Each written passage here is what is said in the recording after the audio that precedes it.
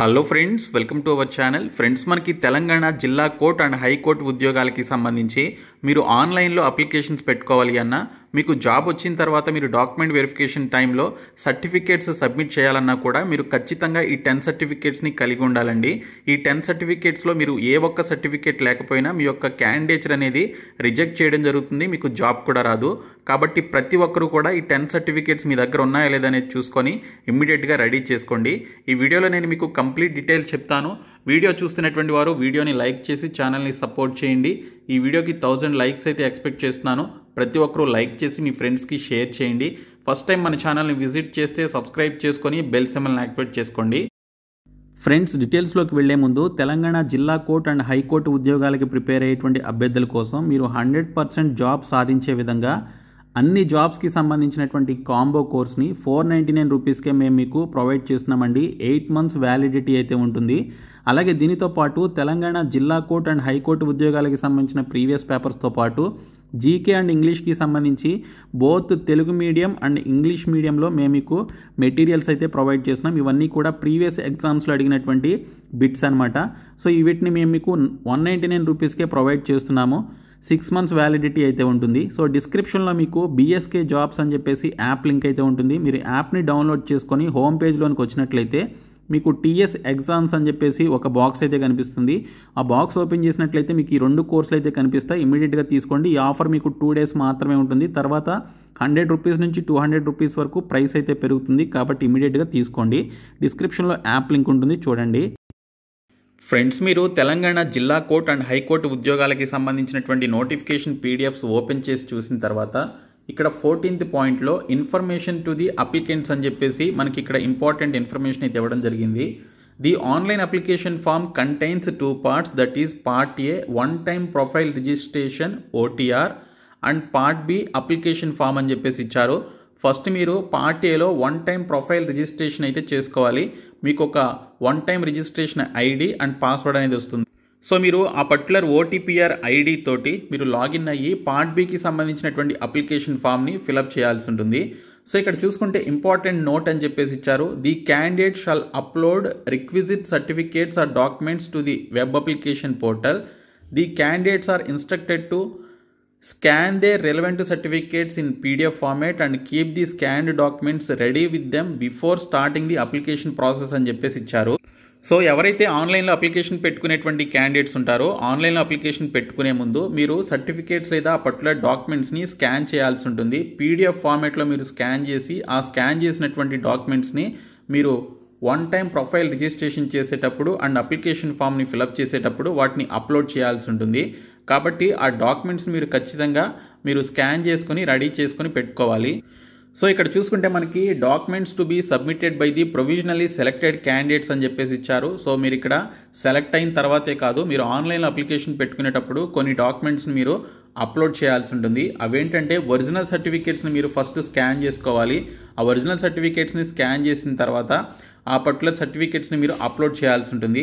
ఆ సర్టిఫికేట్స్ ఏంటంటే క్వాలిఫికేషన్స్ లేదా technical qualification certificates, marks list, pass certificates, అలాగే ఎస్ఎస్సికి సంబంధించినటువంటి certificates, community caste certificates, EWS certificate, OBC certificate, PWD certificates, ఈ విధంగా మనకైతే చెప్పడం జరిగింది.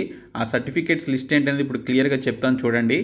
సో మీరు ఇక్కడ మెన్షన్ చేసినటువంటి ఈ పర్టికులర్ డాక్యుమెంట్స్ని ఖచ్చితంగా అప్లోడ్ చేయాల్సి ఉంటుంది. రిక్వైర్డ్ సర్టిఫికేట్స్ లిస్ట్ ఏంటనేది చూసుకుంటే 7th క్లాస్ లేదా 10th క్లాస్కి సంబంధించినటువంటి సర్టిఫికేట్స్ మీరు కలిగి ఉండాలి. ఎవరైతే ఆఫీస్ సబార్డినేట్కి సంబంధించినటువంటి పోస్టులకి అప్లై చేస్తున్నారో వారికి ఎక్స్ట్రా క్వాలిఫికేషన్ ఉండకూడదండి. ఇంటర్ డిగ్రీకి సంబంధించిన క్వాలిఫికేషన్స్ ఉండకూడదు.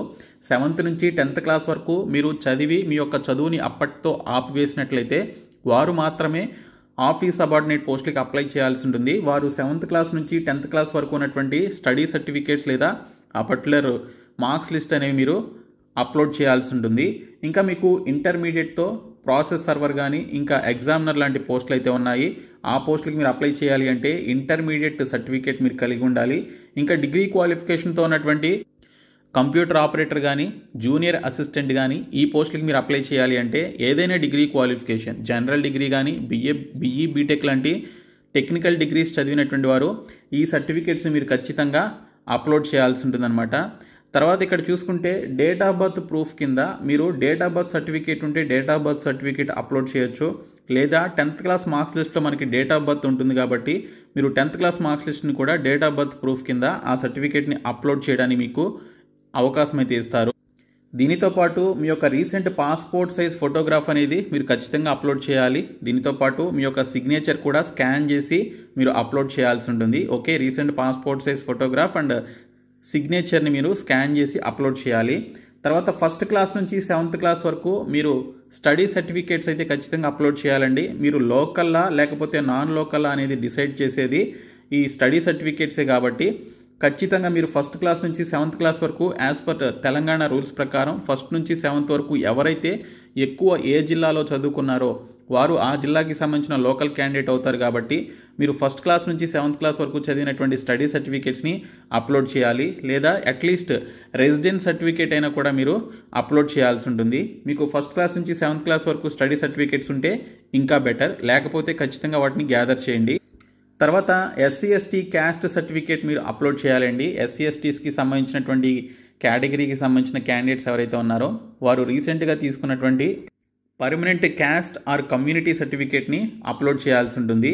దీనితో పాటు OBC candidates OBC non creamy layer సర్టిఫికేట్ని అప్లోడ్ చేయాల్సి ఉంటుంది. అలాగే EWS సర్టిఫికేట్స్ ఎవరైతే ఉన్నారో EWSకి సంబంధించిన క్యాండిడేట్స్ వారు EWS సర్టిఫికేట్ అయితే అప్లోడ్ చేయాల్సి ఉంటుంది. ఇంకా దీనితో పాటు కొంతమంది టైపిస్ట్ కాపీస్ట్కి సంబంధించినటువంటి పోస్టులకి ఇంకా కంప్యూటర్ ఆపరేటర్కి సంబంధించినటువంటి పోస్టులకి అప్లై చేస్తూ ఉంటారు. సో వారైతే ఇక్కడ టెక్నికల్ సర్టిఫికేట్స్ అప్లోడ్ చేయాలి. ఆ సర్టిఫికేట్స్ ఏంటనేది చూస్తే English higher are lower grade type writing certificate ఖచ్చితంగా టైపిస్ట్ అండ్ కాపీస్ట్కి సంబంధించినటువంటి పోస్టులకి అప్లై చేసేటువంటి క్యాండిడేట్స్ ఈ సర్టిఫికేట్స్ అయితే అప్లోడ్ చేయాల్సి ఉంటుంది.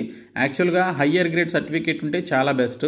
హయ్యర్ గ్రేడ్ సర్టిఫికేట్ లేనటువంటి క్యాండిడేట్స్ సమయంలో లోయర్ గ్రేడ్ సర్టిఫికేట్ కలిగినటువంటి క్యాండిడేట్స్ని కూడా కన్సిడర్ చేయడం జరుగుతుందని నోటిఫికేషన్లు ఇచ్చారు. కాబట్టి మీకు హయ్యర్ లేదా లోయర్ గ్రేడ్ సర్టిఫికేట్ ఉంటే టైప్ రైటింగ్కి సంబంధించి అది కూడా ఇంగ్లీష్లో ఉంటేనే మీరు అప్లోడ్ చేయాల్సి ఉంటుంది.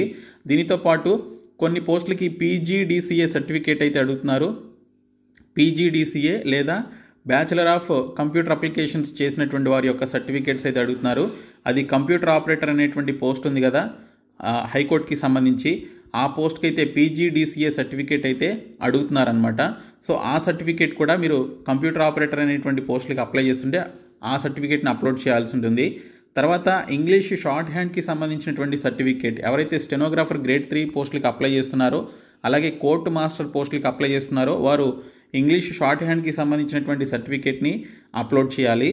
ఇంకా PWD క్యాండిడేట్స్ ఎవరైతే ఉన్నారో PWD క్యాండిడేట్స్ సదరం సర్టిఫికేట్ని మీరు ఖచ్చితంగా అప్లోడ్ చేయాలి అండి. మీకు అందులో మీకు 40% ఉందా 50% ఉందా అనేది ఆ సర్టిఫికేట్లో మెన్షన్ చేసి ఉంటుంది. మీరు మీ యొక్క PWDకి సంబంధించినటువంటి క్యాండిడేట్స్ గురించి తెలిపేది.